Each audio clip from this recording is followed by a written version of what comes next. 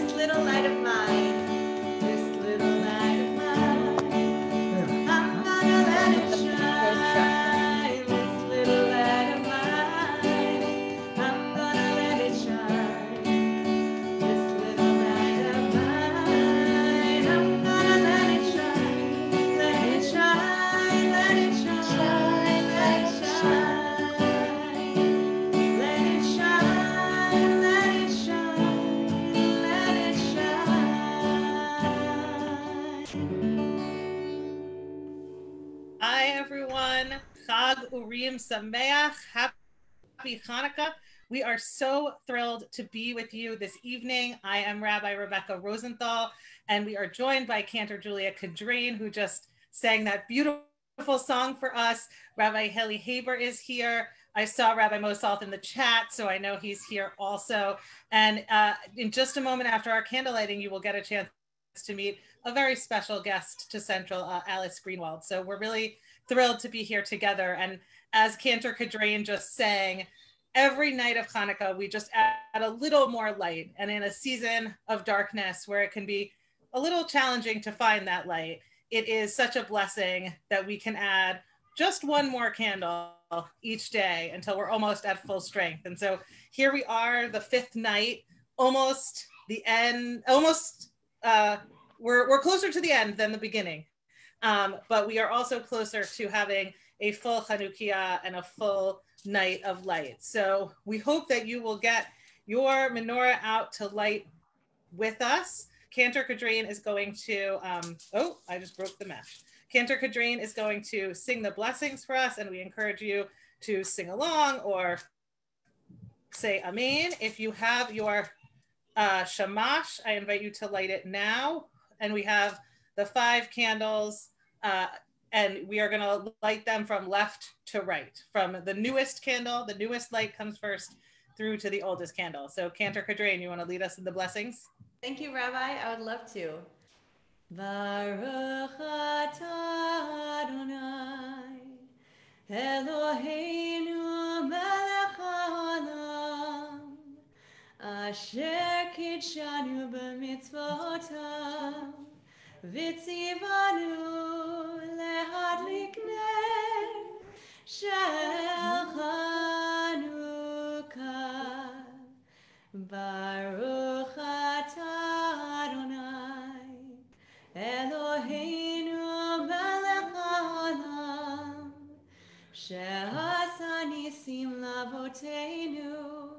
בימים ההם, בזמן הזה.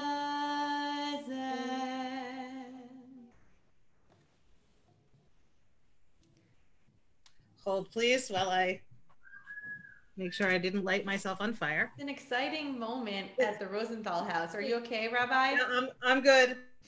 I just need to melt in the candle a little more. I realized as I was lighting that these are the candles that I bought on our central 180th trip to Israel. And while I used them last Hanukkah, I had a few left, just enough for tonight. So it's its own kind of Hanukkah miracle. So we are so thrilled this evening to be joined by Alice Greenwald. And I know we've had some amazing guests visiting us, but it is a special pride for Central when we get to honor one of our own. Alice, in addition to her many accomplishments, has been a member of Central for many years and is one of our trustees and has really been a wonderful support to our community through all of these times, but especially in these moments of COVID. So Alice, as many of you may know from reading her bio, is the president and CEO of the 9/11 Memorial and Museum. She has been in museums almost her entire career. She started out in Jewish museums, spent many years at the United States Holocaust Museum, and now is with us at the 9/11 Memorial and Museum. And if you haven't had a chance to go there, it is an exceptional place for memory and for history and for learning and for inspiration. And so we hope that you will take a moment. So I'm going to turn it over now to Alice to give us some words for this Hanukkah. Well, thank you, Rabbi Rosenthal, and Chag Sameach to everyone. And I want to thank Central for this wonderful opportunity to share some thoughts. So here we are on the fifth night of a holiday that celebrates the potency of light in a time of darkness, and our innate capacity to defy the forces of darkness and destruction and meet extreme challenge with renewal, resilience, and rededication. If ever a year was made for Hanukkah, it would surely be this one. But there have been other challenging times when the message of Hanukkah was as powerfully relevant. And one of those times was captured in a photograph I first encountered when I was working at the US Holocaust Memorial Museum. And I'm gonna put it up in front of my camera now, and I hope you can see that. It's a picture of a Hanukkah lamp, placed on a windowsill of an apartment in Kiel, Germany, in the north of Germany. The apartment, it turns out, belonged to the Rabbi of Kiel, Dr. Akiva Posner. And that particular window, as you can see, looked out onto a town hall from which a Nazi flag was being flown. That photograph was taken in December 1932, approximately 1 month before Hitler would be appointed Chancellor of Germany. And on the back of the photo is a handwritten inscription in German that reads Hanukkah 5792, 1932, and then in quotes, death to Judah, so the flag says. Judah will live forever, so the light answers.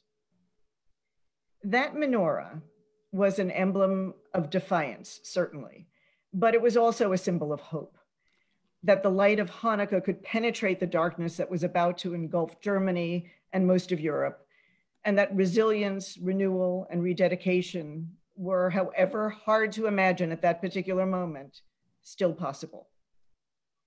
As Rabbi Rosenthal mentioned, for more than 30 years, I have worked in museums dedicated to traumatic memory and traumatic history, and to commemorating those whose lives were unjustly taken in acts of what I would call criminal inhumanity. What I've learned is that these memorial museums are not solely about the horrific history to which they attest. They are very much about our capacity for responding to the unimaginable with hope. And not only with hope, but with compassion, empathy, service to others, and resilience. At the 9/11 Memorial and Museum, this idea is embodied physically by a tree on the Memorial Plaza, and we call the tree the survivor tree. And since I have always thought of the menorah as a kind of tree, I'll close with this story. So on 9/11, this particular tree, a calorie pear tree, was in a planter on the World Trade Center Plaza, and it was severely damaged. Its limbs and branches were broken off, and its bark was deeply scorched. It was really, nothing was left of it. And somehow, a few weeks after the attacks, a recovery worker saw this remnant of a tree and saw something of life in it and had it carted off to a nursery in the Bronx to be cared for. When the tree left the site in the fall of 2001, it was barely 8 feet tall. And when it was replanted at the site in 2010 to acclimate a few months ahead of the opening of the memorial, it was 30 feet high.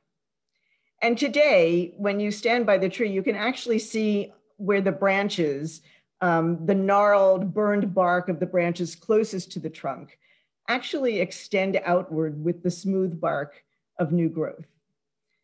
Each year, this tree bursts into blossom around the first day of spring. And mind you, it is surrounded by about 400 swamp white oak trees. And oak trees, you may know, are among the latest trees to leaf out and to bud. So when the survivor tree has this amazing outburst of pink and white blossoms, everything around it is still bare and it's still wintry, but it is showing you what's going to happen.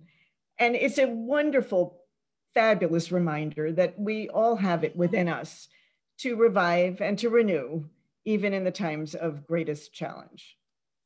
The survivor tree, like that menorah in Kiel, like the Hanukkah lamps we are all lighting in our homes tonight, offers a message of hope, endurance, resilience, and yes, rededication that this year, perhaps, we especially need to hear. There's a phrase we use at the 9/11 Memorial: in darkness, we shine brightest. This year, may our Hanukkah lamps shine especially bright. Thank you. That was so much. Beautiful and so inspiring. And I love the image of a tree because, of course, we call the Torah a tree and a tree of life for its renewal for us. And as you were talking, I was thinking about all of the very difficult news that we get every day, and especially today, that we have possibly passed the number of dead in World War II, that, the numbers are going up and up, and we really are in the midst of a communal trauma. And having spent your life thinking about how to memorialize and tell the story, I'm wondering if you have words of advice or hope for us as we think about how we can honor the memory of so many people. Well, I think we have an obligation to remember everyone who has died of this terrible, terrible pandemic, this illness. And if we forget the lives people lived, we are really, really diminishing ourselves. Elie Wiesel said that if he forgets, then there's no more being to him. He is not existentially anywhere. That memory is key to being. And so I think for the first part of your question, that we do have an obligation to remember and to honor the lives that people lived, not the way they died, but to celebrate them for what they contributed to the ones they loved, to their communities, and to the world. But we also need to have faith in our ability to overcome adversity. And that is what we learn from really every terrible event in human history. What we've learned is that terrible things happen. Tsunamis happen, hurricanes happen. People will do terrible things to one another when they have the means and the methods and the motivation to do so. And we may not always have control over the terrible things that do happen. What we do have control over is how we respond to them.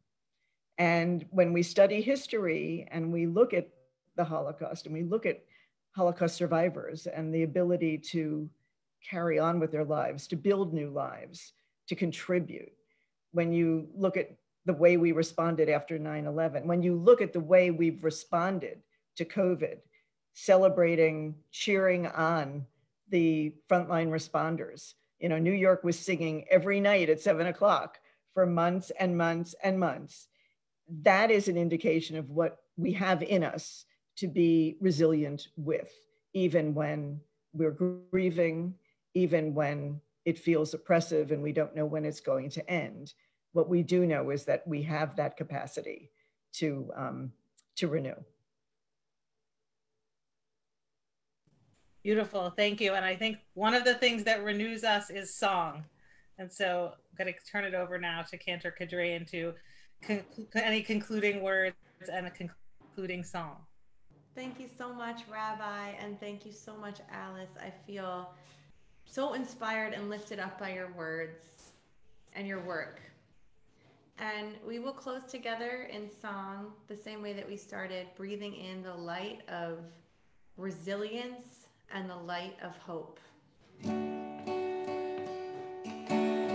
This little light of mine, I'm gonna let it shine. This little light of mine, I'm gonna let it shine. This little light of mine, I'm gonna let it shine. Let it shine, let it shine, let it shine. Even in the dark, even in the dark, I'm gonna let it shine. Even in the dark, even in the dark, I'm gonna let it shine. Even in the dark, I'm gonna let it shine. Let it shine, let it shine, let it shine. This little light of mine, I'm gonna let it shine. This little light of mine, I'm gonna let it shine. This little light of mine, I'm gonna let it shine. Let it shine, let it shine, let it shine. Let it shine, let it shine, let it shine.